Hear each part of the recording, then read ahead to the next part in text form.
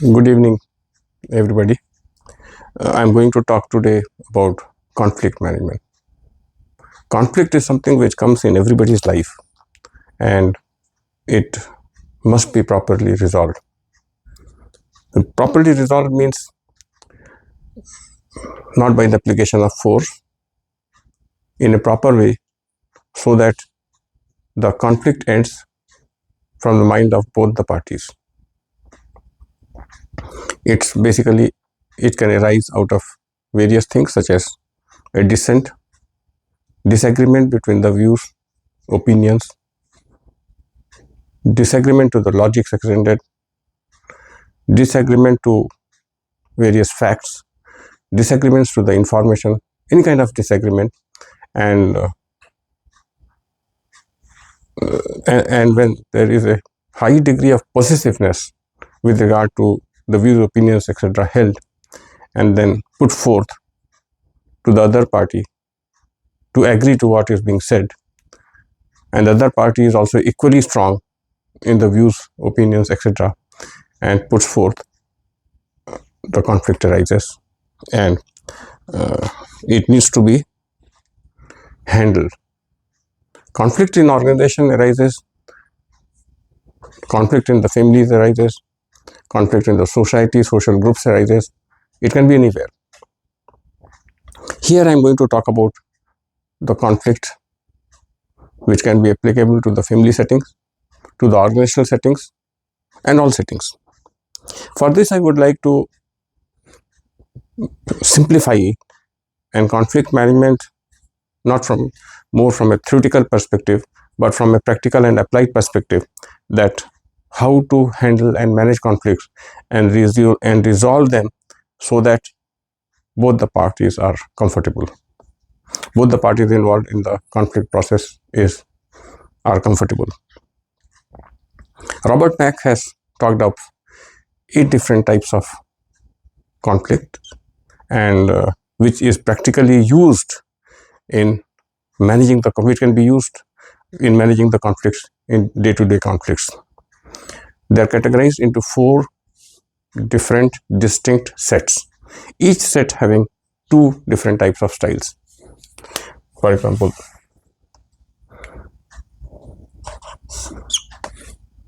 one, two, three, 4. First set is aggressiveness or confrontation.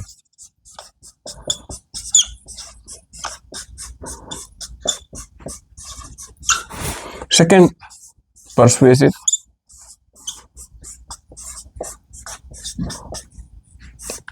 Assertive.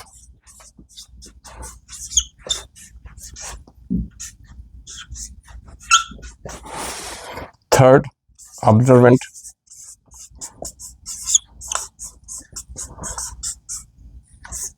Or introspective.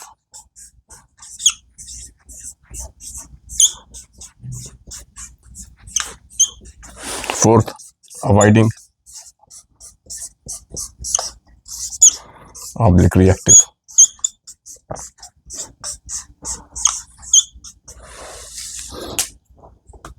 We need to understand these complex concepts and constructs little more clearly. For example, there are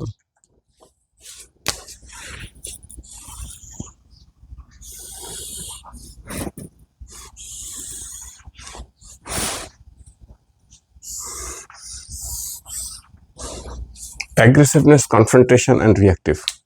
We need to understand a broad difference between these 3. What is the difference between aggressiveness and confrontation? To make this clear, I would put forth 2 statements. Statement 1, statement 2. Statement 1 says that I express strong feelings and opinions to others frankly.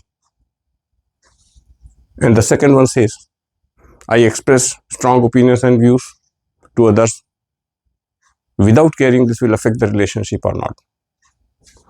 Now here, what's the difference? The difference is, In the first case, we are taking care of the relationship, expressing the relationship, expressing the statement, expressing the views, opinions, etc. frankly, and in a way that the relationship is not affected. In the second statement, we are not taking into account with the expressing the views, opinions, etc. without caring for the relationship. Now, without caring the relationship, now this relationship, care for the relationship is important. In case of aggressiveness, it is the second one that is holding true, and that is expressing the views without caring for the relationship. Confrontation, it can be strong, but then it goes with settling out the things in a proper way and also taking care of the relationship. Now, what is happening during this part of time? During this part of time, a little bit of understanding of the functioning of the left and the right hemispheres of the brain is needed. Left brain, right brain. Left hemisphere, right hemisphere. Left is dominant in opinions, views, decisions. Right dominant in care, feelings, concern for relationships. Right is supporting the left as long as one is going on. That means expressing the views also clearly, and also the right is giving the support to the left, that yes, with full care for the relationship. Full care for the relationship. This is, I already said, is confrontation. Confrontation may be associated with that kind of a thing. The moment we talk of aggressiveness, that means second one, that is without caring this will affect the relationship or not. The moment this happens, then the support from the right to the left is stopped. That means the situation then comes is that heated exchange, the left part will get blown up, and the right part will shrink, and that means there is a dominance, and this may take the form of an aggressiveness. Expressing things in a way that this, without caring for the relationship that is existing between the two. The once that happens, whether between the two individuals or between two organizations or between two contractors or between two family members, between the spouses, between the siblings, the aggressiveness is going to affect slowly and gradually the relationship between the two and may have different consequences later. So what do we do? Aggressiveness and confrontation, we have explained. Now reactive. Reactive is something I've talked about it in the earlier models also. That is, there is an action taken. For each of the action there could be a response.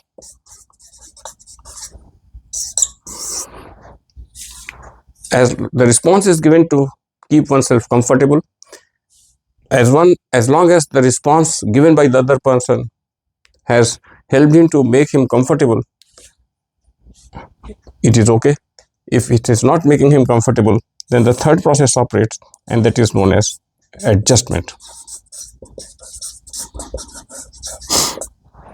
And when the adjustment is done, then the self gets hurt, and the limit of tolerance grows, then it goes to reaction. There's the fourth process operates, and that is known as reaction. Now, action does not lead directly to the reaction, but action may directly lead to the reaction also, and action may come to the reaction via action to response, response to adjustment, and adjustment to reaction. So what do we need to do? See, basically my action has reduced the response in an original between the communication between the superior and the subordinate, or between the peers, with some action taken for a particular response. If the response is not proper, that means there is some kind of an adjustment, and the moment this adjustment is not noted, it will go very fast to the zone of reaction. Therefore, we need to take care of it, and we need to manage the reaction. Now, with this reaction is associated avoidance. With this reaction is associated also the avoidance. With this reaction is also associated the avoidance. Okay. And this, that means avoidance means avoiding the conflict. Avoiding the conflict means not resolving the conflict. That means straight away moving to the state of hurt, because avoiding the conflict but concerned about the conflict means I'm allowing myself to hurt. The moment I'm allowing myself to the hurt, and when the limit of tolerance breaks, again the journey to the reaction is fast, and we move to the fast state to the reaction. So aggressiveness and reaction, they are the two main things that needs to be understood, that needs to be taken note of, and then manage the conflict. That means we may confront. Nobody stops. Nobody should stop. We should encourage. But confronting, practicing good confrontation to get a good result, you need to practice along with this openness. Have to have high degree of openness, high degree of self-awareness, higher emotional intelligence, because it has to be backed by that. Because the moment there is a low emotional intelligence, here the role of the emotional intelligence also comes, then immediately what will happen, that on confronting, when my views are not being accepted by the other party, and maybe because of the lack of the knowledge, skill, or the capacity to convince, to persuade, so I might shift from that confrontation to the state of aggressiveness, and it may spoil things. So that the things do not get spoiled, so we need to shift. We need not shift. We must ensure that we do not shift from confrontation to aggressiveness, but we shift from confrontation to persuasiveness, and from persuasiveness to assertiveness. Assertiveness is expressing the point of view to the other person in a way that you express satisfactorily, successfully your point of views to the other person by ensuring that you are neither hurting the other person nor allowing yourself to be hurt, one's own self to be hurt, and that is assertiveness. So the assertiveness has to take a route of persuasion. So from confrontation we go to persuasion, persuasion to assertiveness. Now there are two other things, and that is observant and reactive. What is this? Let's say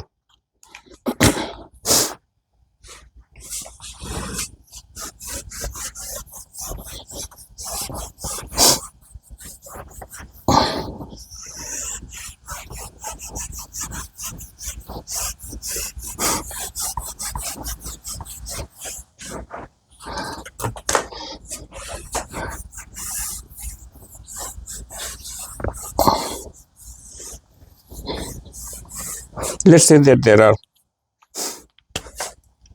two individuals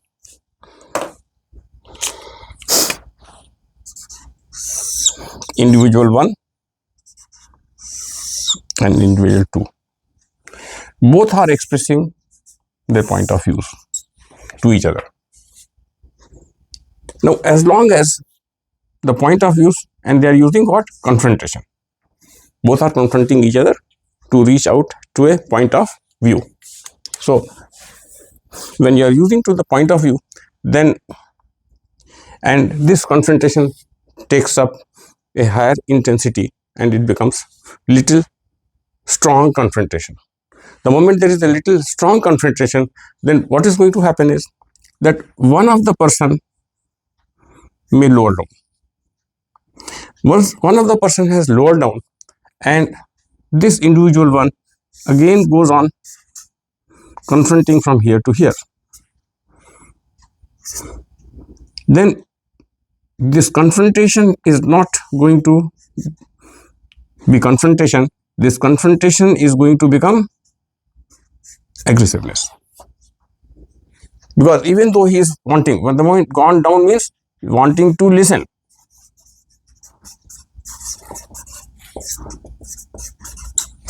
So the shift from here, confrontation to aggressiveness, will damage. So wanting to listen, that means shift where? From confrontation, don't shift to aggressiveness. From confrontation, shift to the process, the third process that I said, being observant and introspective. You just think, what has happened? What is this? And then, via persuasiveness, go to assertiveness. So from here, you're going to have observant, be observant and introspective, and then going through a process of persuasion, reaching to assertiveness. Things will be comfortable for both. Nobody will hurt anyone, and the things will be put forth. So what do we need to do? What are the challenges? One challenge is that reactivity has to be controlled and to be managed, and no conflict whatever should be made to reach the state of reactiveness. How it will not reach reactiveness? Only because when we will not avoid. If we do not avoid the conflicts, then there won't be reactions. But if we avoid, then yes, there will be reactions. Because avoiding the conflict will hurt the self. It will hurt the self, and the moment the hurting of the self is occurring and the limit is crossing, then it is moving to the reaction, being reactive. So not avoiding, if not avoiding is going to prevent the reaction, then what do? Then we have to confront.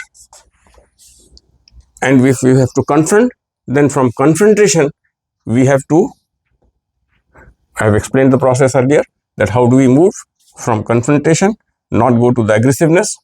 From confrontation, don't go to aggressiveness, don't go here, but shift from here via persuasiveness to assertiveness. Now, important thing is that different people are using different styles, different levels of style, and that is again, that also needs to be managed. Understood?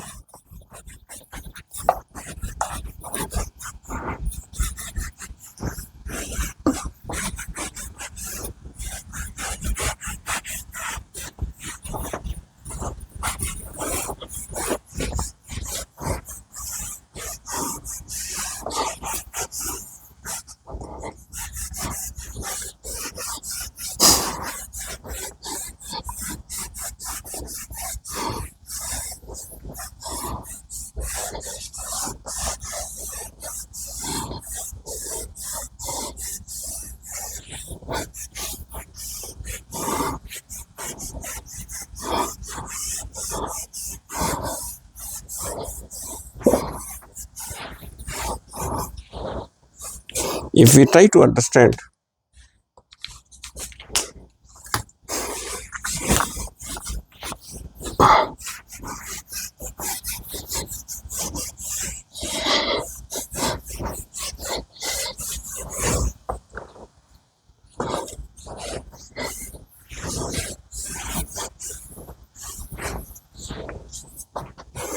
If we try to understand conflict, we draw just a bar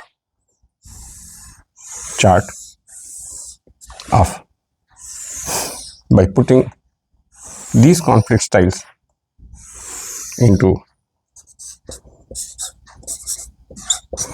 4 different groups. One is naturally aggressiveness and confrontation. 2 is persuasiveness and assertiveness. 3 is observant and introspective. 4 is avoiding and reactive. If we range this between 0 to 100, 25, 50, 75 roughly, and 100, 100, 125, 150, we can go like this. Now, one level could be aggressiveness, confrontation, very low. Persuasiveness, assertiveness is this. Observant and introspective, avoidance. This is just a rough diagram and used to explain that yes, what is the level that is being practiced by an individual. Different styles of conflicts are being practiced in different ways. There are instruments to measure.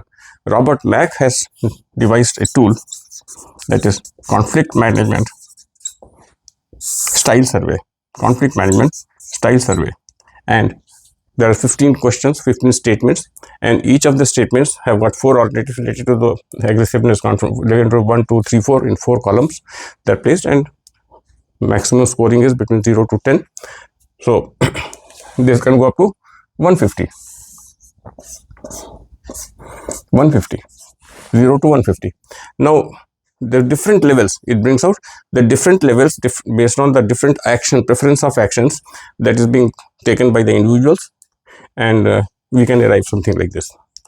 Now, when we get arrived something like this, then this particular thing can have 4 or 5 different categories. One category could have individuals. One will be this itself. Another category could be there.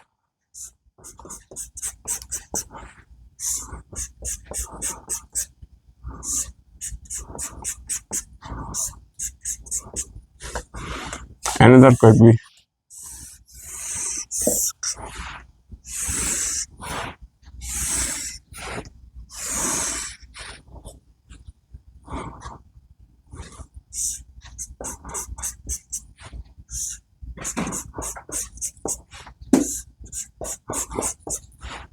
fourth is maximum.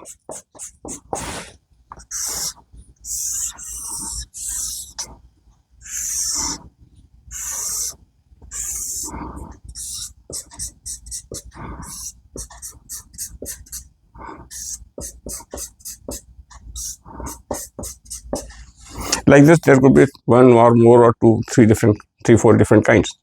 Now, see here, the avoidance and reaction level is very high. The avoidance and reaction level very high. That means first the reaction has to be controlled, and once the reaction is needed to be controlled, so what will happen, that this level is low means that one doesn't believe in confronting. One believes in basically avoiding. The mode is avoiding mode. When the mode is avoiding mode, then often the person will avoid and therefore not confront. And the moment he will open the mouth for confronting, this confrontation will not occur, but aggressiveness will occur. Aggressiveness will occur. And the moment the aggressiveness has occurred, then there is a low concern for the relationship, and that means the relationship is likely to be affected, if not broken. Therefore, what we need to do is that we need to bring this level down. To bring this level down, we'll have to practice openness, openness and confrontation.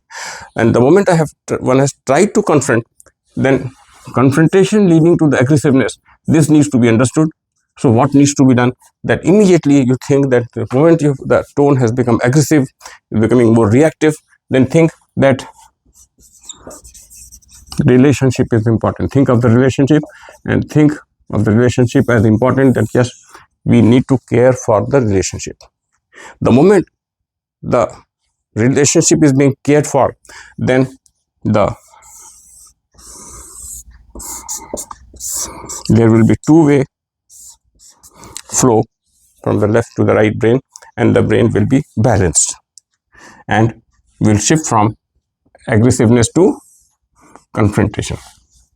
Having shifted from aggressiveness to confrontation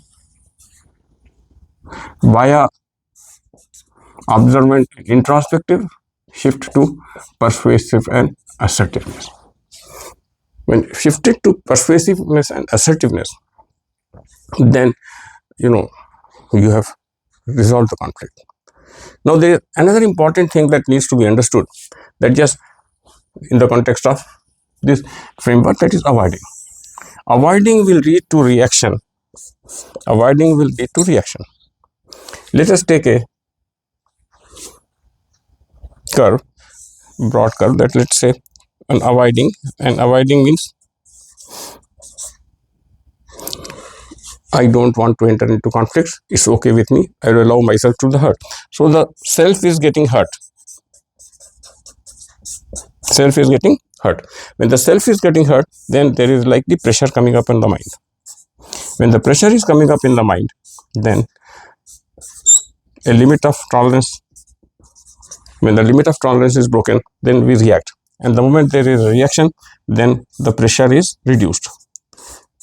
And the reaction is not for a very long time, maybe 3-4 minutes, but we feel very bad. And so again we say that no, we will never enter into conflict, and we will be always prefer to avoid the conflict as it comes through. Prefer to avoid. Again, the pressure will get built. Again, reaction. Again, pressure removed. Again, moving to the avoidance. Now, this is avoidance reaction cycle. This is avoidance reaction cycle. Once we go to the fourth category, that is avoiding reacting, that's an avoidance reaction cycle. When this is a tendency, then if this is happening sometimes once in 1 year, it may start happening in 6 months, it may start happening in 3 months, and the things may become from bad to worse. So most important thing is for those people who avoid conflict, who are in the avoiding mode, who doesn't believe that yes, conflict needs to be resolved, take a vow that no, you will definitely go and resolve the conflict, and not go to the avoiding mode, and not make people either enter yourself or make the other person enter into a reactive mode, so that the other one also gets affected. So now coming to the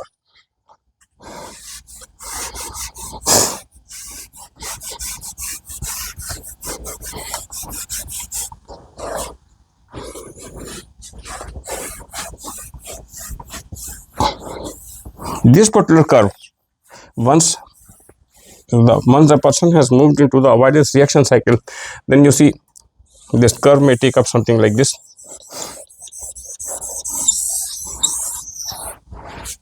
This is depression. This is maniac depression process. This is avoidance reaction cycle. Avoidance reaction cycle. Now this avoidance reaction cycle,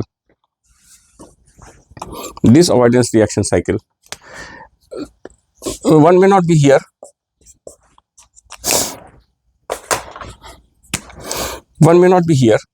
but definitely those who are avoiding the conflicts could be here.